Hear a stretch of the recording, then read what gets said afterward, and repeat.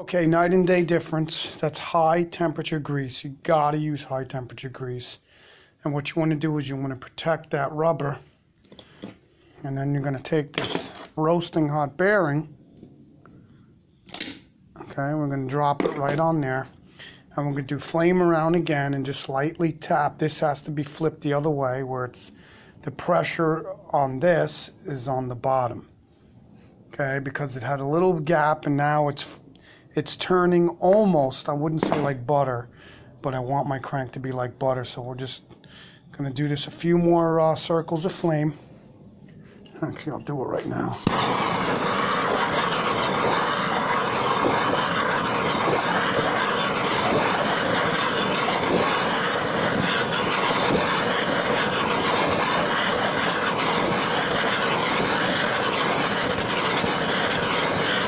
That's it. Done. Okay, let's take you off. Oh, this is where I need my hands here. That's fucking hot. Now we're going to flip it, and I have to hang up now or disconnect.